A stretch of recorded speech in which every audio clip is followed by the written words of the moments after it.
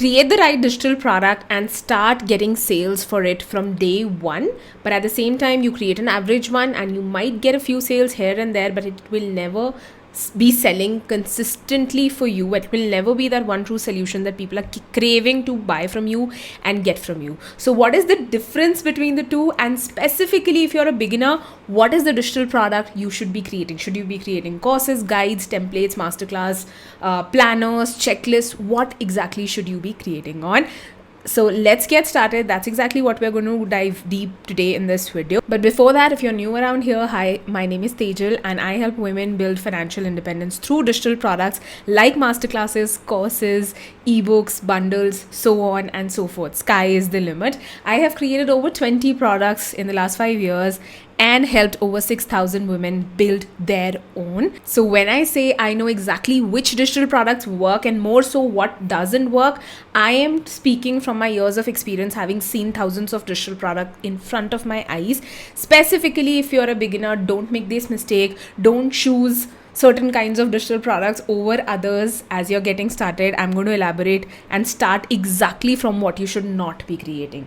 So let's go. The biggest question I get asked is, what is a digital product I should create? It's my first product. Should I be creating a course, a mini course, a template, checklist, planner? Yes, I get asked about planners a lot. Ebook, PDF. What exactly should I be creating? So my answer is none of these like this. I'm going to tell you exactly how to bring together a product by utilizing specific elements and creating something that people actually want and want to buy from you by paying you money, like real money. A lot of times people want stuff that's free, but they don't want the paid stuff. So how do you get your paid product to be bought by people? First of all, you should not be creating something like a course or anything that's an elaborate workshop or masterclass series, which needs so much work that I know a lot of people who are first time creators of a product, they get stuck in the cycle of perfection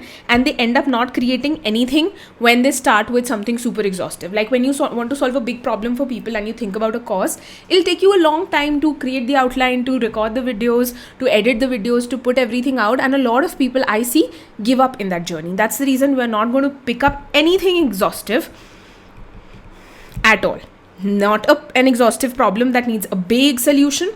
And at the same time, not an exhaustive format of delivery like a course, which will be hard for those to record who've never recorded a video. Likewise, we're not going to be creating a single template, checklist, a planner here and there, or even a PDF or an ebook independently, because that doesn't sell. Specifically, ebooks and PDFs still sell if marketed well, but planners and checklists independently, no one is willing to pay, because even though it's amazingly valuable, people don't perceive the value that they would be getting when they buy a single planner or a checklist from you.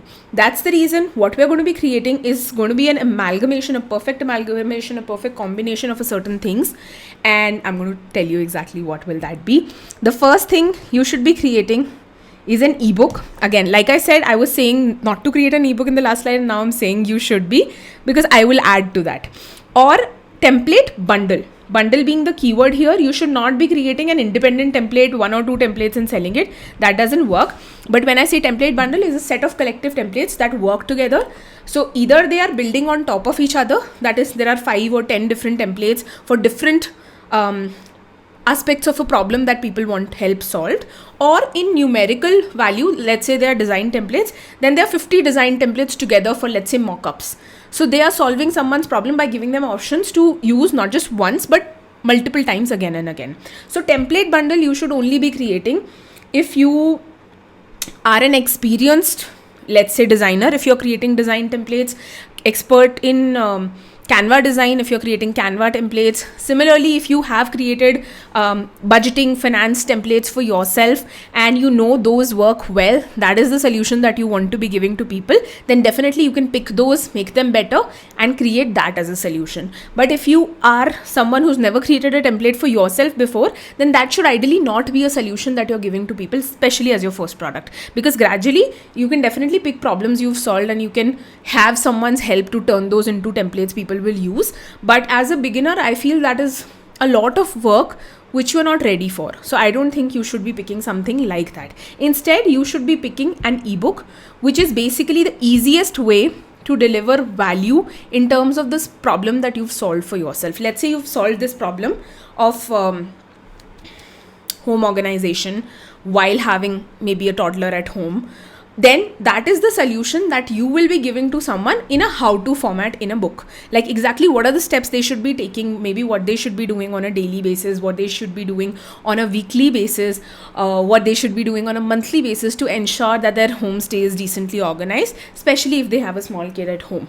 So that is one of those problems that you've solved for yourself. So when you've solved any problem for yourself, whether that's be a degree that you have or experience while working in a corporate job or personal experience in your life, all of that counts. You don't essentially need to be a professional in that field to create a solution for that. You just need to have personal experience. You just need to have solved a problem for yourself for you to solve it for others. That's why I recommend pick an ebook. Now the second thing related to that is what should be the length of the ebook. So a lot of people say 10 pages. I don't think that's good enough. I feel 30 to 40 pages is a minimum with good decent design. You can go over 40 pages also if your product needs it, such that if you think that something else needs to be added to give people the perfect solution, you do that. But if it's just for the sake of length, then you don't need to go overboard than these pages, provided you are helping them get a real solution in these pages. So that is the length. The third thing and the most important thing right here is it needs to solve a burning specific problem. Now it needs to be both, that is burning as well as specific. A lot of times people pick a specific problem, but it's not burning enough. Burning enough means that people actually need that to be solved like right now. People actually want to pay money to get that problem solved right now. If it's a problem that they know is a problem, but it's like somewhere lying around on the side, not at the forefront, not a problem not pushing them enough to get it solved ASAP, that's not something they would pay for. So we want something which is a burning and a specific problem. What I mean by specific here is basically you're not talking generally about I help people become fit. That's super generic, super wide. People don't know if it's for them or not. Rather, if you're very specific about I help women over 50 get fit is again generic, but if you can help, I help women over 50 increase movement every day, that becomes a specific problem. If you help women over 60 work on their joint pains, that is a specific problem. So we need to solve a problem that's specific but also burning with our ebook or our product in this case. Now what we do next is going to make all the difference, which will make the product even more sellable and perceived of high value. Basically the idea is someone buys when they have a problem, when it's a burning problem, when it's a specific problem, of course, such that people can say yes, I want the solution right now, but also when they feel that what they are getting in exchange for a certain price point is valuable enough. So how do we package a solution that seems valuable? That is what I'm helping you with. So in your ebook, along with your ebook, make sure to add 3 videos in all. Videos now help build trust. So when someone sees a video of you along with your product, even if it's an ebook product, that adds trust in terms of what the person perceives of you and they feel connected to you. So when you add these 2-3 videos, they make your product even more elevated and people feel it to be even more personal and helpful to them. So of course, one video of these can be a welcome video. Welcome video mein basically you walk people through what is the overall product and how can they make the most of it, how can they use it in the best possible way, while also giving a brief introduction to who you are and why you are credible enough to talk about what you are talking about. So that is again by personal experience, by professional experience, by degree, by any other sort of experience. If you solve that problem for yourself, you are credible enough to talk about it. So you can give a mini introduction in the welcome video. It doesn't need to be a long as 15-20 minutes video. Again, it's anywhere from 3 to 5 minutes is fine. You can even keep it lesser if need be. Okay, this is one of the videos. The other 2 videos can be anything relevant that you want to add. It could be a tutorial that will go well or help people do some activity well that you're talking about. It could be a bonus, any other additional training, walkthrough, anything that makes sense based on the problem that you are helping people solve. After you do this, the 5th point is add 3 bonuses to your product. Now this can be the video that we were talking about, like one of your bonus could be a video, so that will do the job of the video and the bonus both, but it can also be a workbook, a fillable workbook of something, like maybe you're giving them a solution of doing their own brand audit or Instagram audit or life audit or habit tracker, things like that. So it can be workbook, tracker, checklists. Notice how checklist is coming in here and it's elevating or adding to your product. But if you give checklist as an independent product, it doesn't seem to be perceived of high value as a high value this bundle would be perceived of. So likewise, you can do other things here. Worksheets, you can also do independent worksheets. Yeah, anything of this sort. You can even do tools, calculators, anything. Basically, the idea is that any 3 bonuses that, again, we are not adding bonuses to just make it seem like it's a good product. We genuinely want people to get a good product such that they are able to solve the problem which they wanted to solve when they're buying your product. So the idea of the bonuses is to help make people's lives easier with the solution. So let's say you've given the solution in this ebook right here. So how can they use the bonuses to get the solution faster, in a better way, in a cheaper way? So all of these things add to the product, inherently helping them, helping it become simpler or easier for them to solve the problem. That's the idea. That's the goal of this particular bonus module. Now what next? You package this ebook plus videos plus the bonuses as a kit or a bundle. This is how the value of this is more than just a checklist or just a planner or just a tracker or just an ebook for that matter. When you add more meat to it, it becomes a product people want. They see it of high value. See, no matter how amazing your product is, people won't know about it till they buy it. How will people buy it is when they can see the value of it before they buy it. And that is the job of the marketer or the person who is selling the product, to really convey that value well. And when you add all of these elements that I've just described, it will help you take off with your first product, because it will check off all those boxes of value, price to value ratio. I'm going to come to price next.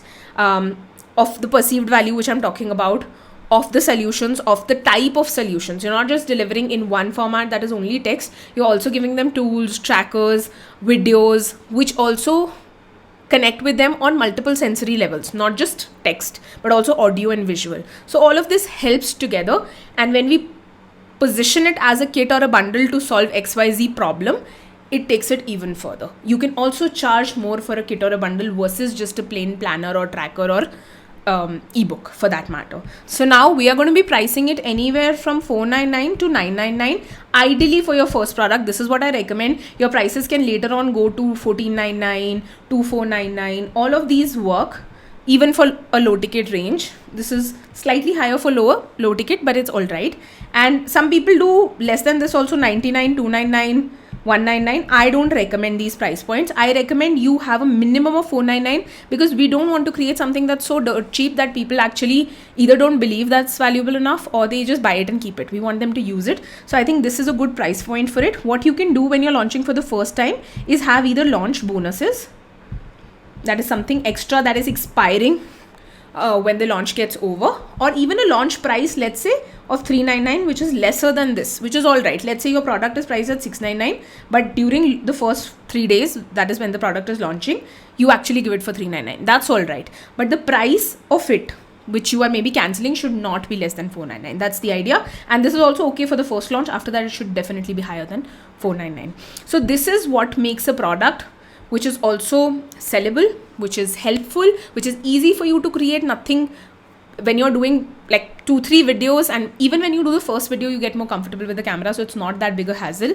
And you doing tutorials is very different from doing a course. Tutorial is when you're walking them through something which is a step-by-step process they have to follow, let's say of editing a video or doing crochet or something like that. So basically you just have to do what you already know and you record that becomes very easy to record comparatively. So I genuinely believe that products which actually solve problems and are easier to create are the best kind of products for beginners to create, because that helps you get closer to launching and actually launch and actually start seeing sales, provided you're doing the first few steps right as well of building an audience. I strongly recommend that you build an audience while you're creating your product, so that when you launch, you don't have no one to actually buy from you. You already have people waiting to grab your offer on day one itself. That's what I recommend. Now, this is exactly on what is the type of product you should be creating and what all should be in your product.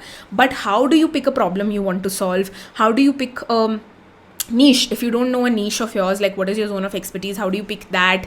How do you go deeper into creation? How do you do better with marketing your product and selling it on a day-on-day basis? For that, I've recorded an actual step-by-step video which will walk you through exactly all of these points in detail to help you get the math of hitting your first 30K month with digital products. You can check that out next. I'll see you soon.